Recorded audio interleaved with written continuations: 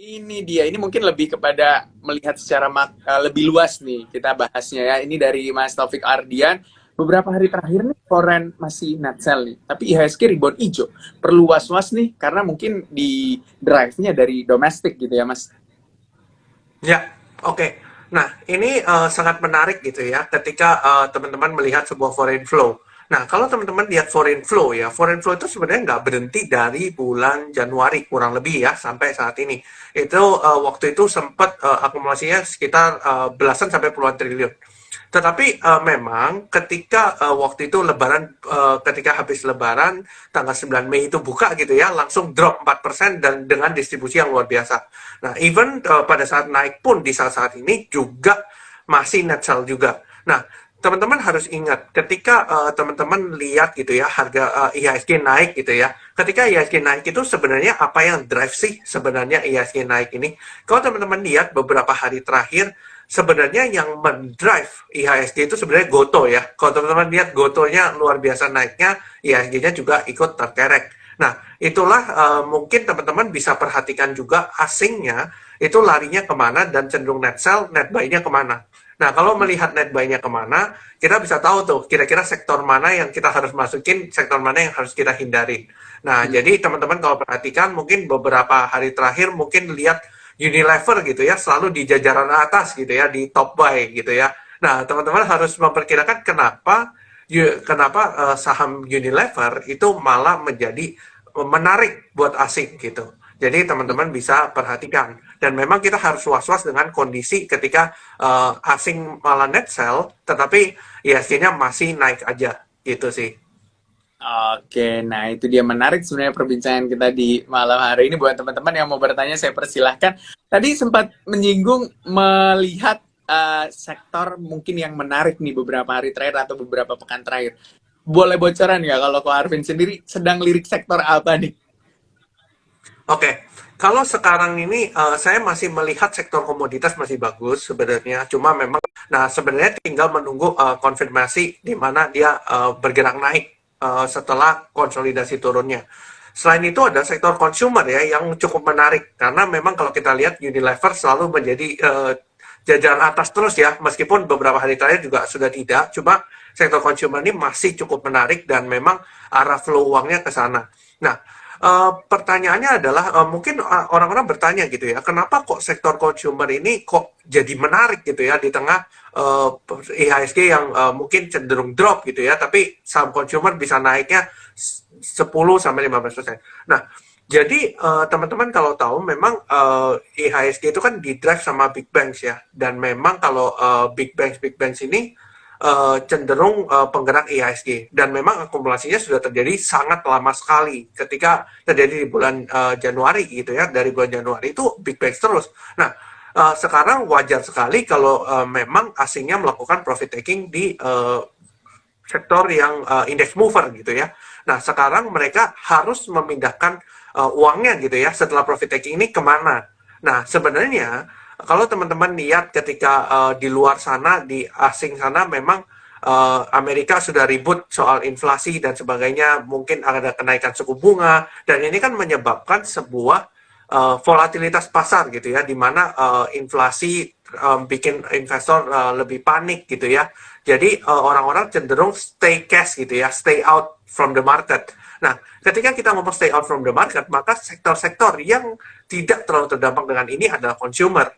Dan teman-teman lihat ketika consumer, memang consumer rally gitu ya. Dan ini persis terjadi ketika terjadi pandemi di tahun 2020.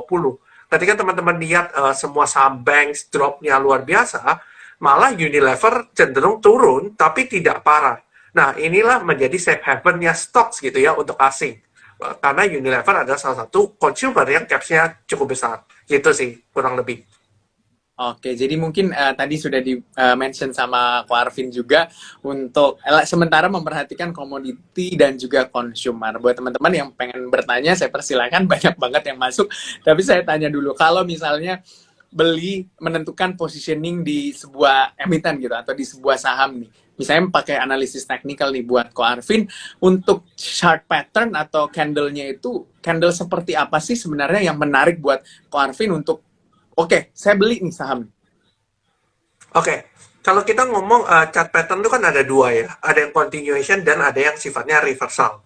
Nah, kadang saya paling suka itu sebenarnya ketika harga saham itu sudah jatuh lumayan parah, lalu terjadi candlestick pattern reversal gitu ya. Mungkin kalau reversal candlestick, reversal pattern mungkin saya lebih suka inverted head and shoulder ya, di mana yang bentuknya left shoulder, head, lalu right shoulder itu sangat bagus banget, dan ketika break dengan candle yang cukup besar dengan volume yang bagus itu biasanya likely untuk naik gitu ya, lebih likely. Tapi kalau untuk yang continuation misalnya sudah naik terus ada konsolidasi, mungkin saya lebih suka yang bentuknya segitiga gitu ya, kayak penan gitu, saya suka banget. Ketika dia break dia biasanya naik. Itu yang terjadi sama Doit sebelum terbang gitu ya, dari 400 ke 600-an. Itu menarik banget Doit waktu itu. Itu sih. Kalau sekarang gimana nih Doit nih? Kalau udah nyinggung Doit gimana nih? Oke, kalau kita ngomong Doit, sebenarnya Doit masih dalam fase konsolidasinya gitu ya. Ketika rally dari harga 400 ke 600, sekarang cenderung turun, membentuk sebuah konsolidasi. Sebenarnya kalau kita bilang konsolidasinya apakah berapa lama, kita juga sebenarnya nggak pernah tahu gitu ya. Tapi kita melihat dari candlestick pattern-nya, oke, kemarin terjadi reversal gitu ya, sempat 10%, tapi sekarang kan cenderung merah gitu ya, merah tapi agak hijau tipis gitu ya. Nah, jadi teman-teman bisa perhatikan level-level support terbarunya, support minor ya. Mungkin teman-teman bisa lihat dari support-support minornya, mungkin dari time frame yang jauh lebih kecil. Kayak gitu sih. Oke, kita angkat nih pertanyaannya. Kalau Arvinnya udah banyak banget yang ngantri daripada saya diprotes gitu, nggak diangkat-angkat pertanyaannya. Naikkan satu-satu. Oke, ini dulu nih. Kok kalau FOMO sama saham yang lagi manggung, tapi kita udah punya trading plan dan risk yang terukur, boleh nggak sih? Gimana tuh? Oke, jawabannya boleh. Karena kita kan tahu misalnya contoh, misalnya kita lihat nih, kita sudah punya trading plan tapi keburu terbang nih. Nah, biasanya yang saya lakukan adalah ketika dia sudah terbang, saya nggak masuk semua dulu nih. Saya biasa masuk cuma 20-30%. Nanti saya akan lihat beberapa candlestick berikutnya. Kalau teman-teman mungkin yang mungkin di depan komputer terus, mungkin akan ngikutin dari time frame yang lebih kecil. Cuma kalau teman-teman yang agak swing gitu ya, atau mungkin jarang lihat komputer, mungkin teman-teman bisa masuk dulu di awal 30%, nanti mendekati akhir sesi teman-teman lihat candlenya. Kalau candlenya masih bagus gitu ya, teman-teman bisa add position lagi. Tapi kalau enggak, teman-teman at least masih pegang cash 70% untuk nembak di bawah. Jadi teman-teman masih punya peluru gitu ya. Jadi jangan sampai teman-teman ketika masuk all in gitu ya, ketika dia turun, teman-teman istilahnya nggak ada peluru lagi nih untuk nembak di bawah. Jadi itu sih. Jadi boleh FOMO, tapi pengendalian money managementnya itu yang penting. Gitu sih. Oke, kalau Arvin sendiri gimana nih money managementnya? Belinya cicilnya Oke, kalau misalnya mungkin agak berbeda situasi dan kondisinya. Mungkin misalnya kalau harga, misalnya kayak tadi gitu ya, harga sahamnya cenderung naik, tiba-tiba kita sudah punya trading plan, kok naik gitu ya. Nah, jadi kalau saya biasanya adalah saya chip in dulu 30% lah paling di awal, terus saya lihat nih candlestick berikutnya atau beberapa hari, atau ketika dia sudah break resistennya dengan volume dan candle yang cukup baik, pada saat closing, ya udah saya nambahin lagi. Mungkin up to 60-70%. Sisanya 30% apabila terjadi turun. Atau misalnya ketika naik rally, lalu ada koreksi, nah koreksinya yang berikutnya setelah rally itu saya ngambil biasanya. Gitu sih caranya saya sih. Oke, semoga terjawab ya teman-teman ya. Ini pertanyaannya, ini ada menarik juga pertanyaan, tapi ada di kolom komentar. Buat teman-teman yang mau bertanya, ada di kolom Q&A juga saya persilahkan. Tapi saya baca yang di kolom komentar karena menarik.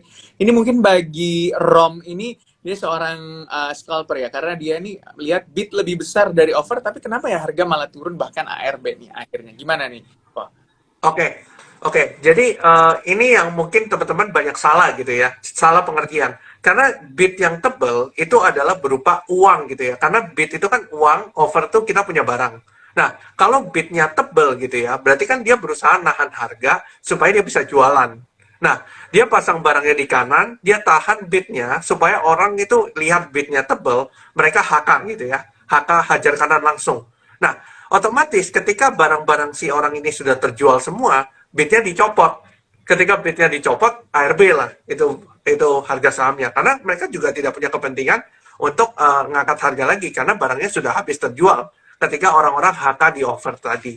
Nah, itu sih teman-teman. Jadi justru kalau buat saya, yang menarik itu malah yang offernya tebal. Kenapa? Karena ketika offernya tebal, berarti kan orang itu punya barang gitu ya. Dia jemur barangnya di offer, dia mau mengambil di harga yang lebih rendah pastinya. Makanya harga tidak digerakin. Ketika dia sudah cukup barang, apa yang terjadi? Ada dua hal. Satu hal mereka tarik overnya, lalu di HK sama orang-orang, atau mereka HK nih dengan broker yang lain, kayak gitu sih. Jadi ini ada beberapa metode, tapi teman-teman bisa perhatikan bid overnya baik-baik gitu, karena teman-teman mau scalping kan, gitu sih. Ya.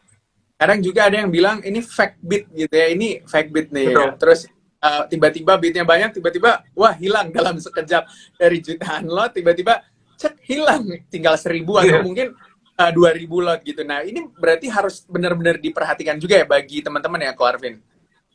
Betul, karena teman-teman harus lihat antriannya gitu ya. Misalnya contoh 1 juta lot, tapi antriannya cuma 20 gitu ya. Berarti kan kita secara average kita harus mikir bahwa, oh ini kok antriannya aneh ya. Maksudnya kalau kita ngomong 1 juta lot, berarti harus ada banyak antrian dong, bahwa itu antrian ada organik. Nah, kalau teman-teman mau doing extra miles gitu ya, teman-teman bongkar aja antriannya. Misalnya contoh 100.000 lot. Loh, antrian palsunya kok banyak banget, misalnya 70-80 ribu lot. Nah, sisanya berarti kan cuma 20 ribu lot. Nah, ketika 80 ribu lot dicabut, teman-teman harus perhatikan, loh, ini apa yang terjadi kalau 80 ribu lot ini dicabut gitu.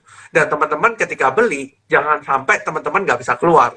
Gitu. Hmm. Ketika teman-teman beli, nanti kalau nggak bisa keluar kan repot kan gitu loh. Karena bidnya udah dicabut semua, teman-teman nggak bisa buang kiri. Kayak gitu sih. Oke, nih ada juga yang Mas Alfik bilang kalau fake bid tuh seringkali terlihat punya pola dan juga rapi. Jangan lupa juga perhatiin volume juga sebenarnya ya, Ko ya. Kalau jangan Betul. sampai bisa beli tapi nggak bisa jual barang nih. Betul. Betul. Nah itu tuh. Nah saya angkat lagi pertanyaan nih dari teman-teman yang bertanya di malam hari ini. Oke, saya angkat dulu nih. Ko Arvin pernah nggak sih all in di satu saham gitu? Oke, pertanyaan yang bagus, cuma saya nggak pernah all in gitu ya. Saya nggak pernah all in di satu saham. Even saya sudah masuk pun, saya biasanya sih nggak masuk 100%. Karena cuma 80-70% dia udah terbang gitu ya, dan saya biarin aja. Karena memang saya sudah punya 80% slot untuk masuk gitu ya. Tapi apakah saya pernah all in portfolio hanya di satu saham? Jawabannya tidak. Karena kalau kita all in di satu saham, berarti kita hanya percaya di satu sektor. Ketika kita percaya di satu sektor, ternyata analisa kita salah, maka kita harus cut loss dengan jumlah yang cukup besar. Makanya kenapa saya tidak pernah all in, dan saya perhatikan sektoral, misalnya istilahnya pembagian sektornya itu gimana, gitu. Mhm. Oke, seperti itu tuh jawabannya. Saya ini mau tanya nih soal mungkin salah satu indikator juga yang menjadi ada yang bilang favorit, ada juga yang bisa menjadi pertimbangan nih buat para teman-teman ketika mau membeli sebuah saham adalah termologi. Kalau dulu kita bisa lihat apa namanya broker summary gitu kan, siapa yang beli, siapa juga yang lagi jual. Kalau sekarang kan lagi ditutup nih, kalau tertutup kalau misalnya sedang berjalan nih perdagangan. Tapi kalau udah baru bisa dilihat lagi. Nah, saya kenal satu orang tuh yang memang benar-benar alirannya bandarmologi banget dan menentukan belinya itu melihat siapa beli forennya berapa persen, terus apa namanya korporasinya seberapa besar juga atau big money-nya juga seberapa besar gitu yang beli. Nah, gimana nih kalau buat teman-teman yang memang memperhatikan dari sisi bandarmologi ini? Oke, kalau kita bilang dari sisi bandarmologi, saya pun even saya juga pakai gitu ya. Cuma teman-teman harus tahu, saya juga pakainya pasti di akhir sesi karena saya butuhnya untuk swing kan. Jadi bandarmologi itu buat saya pribadi, saya cuma untuk screening aja sebenarnya. Saya screening, oh perusahaan-perusahaan ini diakumulasi udah berapa hari, cuma kok nggak jalan-jalan gitu ya. Nah, jadi ketika nggak jalan-jalan, saya akan memperhatikan teknikalnya, apakah flow-nya udah bagus apa belum. Nah, itu yang menentukan saya untuk entry point-nya. Nah, tapi apakah ketika broker summary ditutup di running market, apakah itu menjadi masalah? Menurut saya tidak, karena saya juga analisanya di akhir sesi juga karena saya swing. Selain itu adalah kalau teman-teman yang mungkin mengandalkan broker summary gitu ya, teman-teman bisa lihat kok dari bid overnya gitu ya, dimakannya berapa, dan teman-teman perhatikan dan detailnya. Jadi ketika teman-teman melihat sebuah dan detailnya, misalnya yang makan tuh besar gitu ya, dengan transaksi yang cukup kecil, berarti kan yang makan bukan retail ya gitu. Yang makan ini big player. Meskipun kita nggak tahu ya big playernya siapa sampai dibuka nanti di akhir sesi, tapi kita tahu bahwa ini yang ini yang makan bukan retail tapi big player, karena sekali makan itu lotnya langsung banyak. Gitu sih caranya. Tapi kalau misalnya Ko Arvin sendiri, misalnya ketika dibuka terlihat di broker summary-nya dan ternyata yang beli foreign misalnya dengan jumlah besar, apa ini bisa juga menjadi ya dalam artian lebih meyakinkan bahwa oke, ini cocok buat swing, karena kan biasanya tipikal foreign itu ketika beli agak cukup lama juga nyimpennya. Ya, betul. Jadi broker summary itu hanya untuk buat saya itu hanya untuk meyakinkan saya aja bahwa oh ini memang ketika naik orangnya cenderung tidak buang malah akumulasi lagi. Berarti kan kita secara logika berpikir bahwa oh kalau dia masih akumulasi berarti dia yakin bahwa harga sahamnya bergerak lebih tinggi lagi daripada kondisi ini. Tetapi kita harus memikirkan juga sebenarnya apa sih kira-kira yang sentimen apa yang membuat dia harganya bisa lebih tinggi lagi. Kalau kedepannya tidak ada sentimen, maka kita berpikir bahwa oh dia cuma mengakumulasi untuk jual agak pendek gitu ya, nggak targetnya nggak muluk-muluk.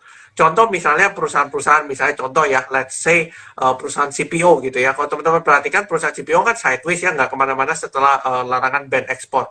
Nah, ternyata perusahaan-perusahaan ada beberapa perusahaan di sektor tersebut yang justru diakumulasi gitu ya. Nah, teman-teman ketika lihat sektornya juga sideways gitu-gitu aja, nggak berubah. Nah, tetapi kita kan istilahnya kalau memikirkan orang akumulasi gitu ya, kita memikirkan, oh jangan-jangan sebentar lagi memang dibuka gitu ya, ekspor CPO-nya, jangan-jangan.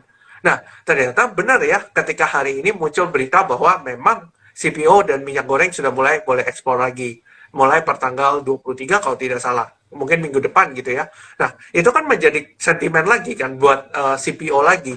Nah, itu cara mungkin framework saya untuk menganalisa itu seperti itu caranya.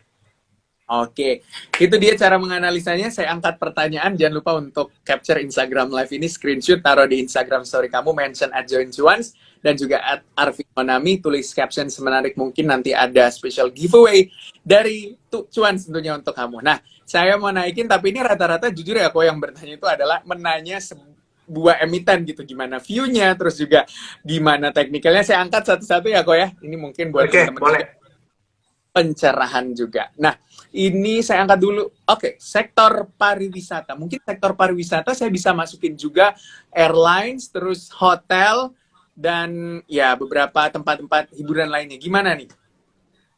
Oke, kalau kita bicara sektor pariwisata, ini sektor yang benar-benar turnaround gitu ya. Dari zaman COVID ketika mereka cukup terdampak banget dengan sektor pariwisata yang terdampak COVID gitu ya. Sampai hotel-hotel pada sepi, airline juga kayak beberapa airlines di global juga kesulitan gitu ya keuangannya. Nah, sekarang ini semacam kayak ketiban durian runtuh gitu ya ketika ternyata mulai Indonesia mulai mengurangi misalnya udah mulai memperlonggar lah ya mengenai PPKM dan sebagainya. Nah, ini cukup menarik di mana akan terjadi turnaround story di beberapa emiten yang berkaitan dengan pariwisata. Even ketika lebaran pun teman-teman bisa perhatikan gitu ya. Ketika Bali sangat penuh sekali, lalu beberapa tempat pariwisata juga sangat penuh, maka kita bisa mempertimbangkan, oh jangan-jangan memang sektor pariwisata ini menarik. Nah, tinggal teman-teman memperhatikan emitennya yang mana, yang itu, yang punya potensial gitu ya. Oke, tinggal perhatikan yang mana. Ada yang komen di situ, CMPP pernah kali ya cuan di CMPP pada saat CMPP naik-naiknya gitu. Selamat happy cuan kalau pernah cuan di CMPP, saya ucapkan. Saya naikin lagi pertanyaan, banyak banget yang bertanya. Oke, ini dia. Naik gak sih? Oke, bank digital, naik bond atau bisa swing terbatas nih, kok? Oke, kalau kita ngomong bank digital, memang terlalu prematur untuk kita bilang bahwa ini terjadi reversal, memang karena turunnya juga cukup dalam gitu ya. Nah, apakah ini sebuah technical rebound untuk sementara karena belum terjadi reversal yang cukup baik gitu ya? Mungkin bisa terjadi reversal karena even kayak beberapa saham seperti Arto pun istilahnya turunnya kan sudah ARB berhari-hari dan hari ini naiknya 20%. Nah, tapi apakah 20% itu merepresent bahwa saham ini akan menjadi uptrend lagi? Menurut saya kok terlalu prematur gitu ya untuk menyampaikan bahwa oh ini sudah reversal nih gitu. Karena turunnya sudah cukup dalam. Nah, jadi teman-teman bisa pertimbangkan apakah ini sebuah technical rebound atau apa dari pattern reversal dan pattern continuation-nya nanti.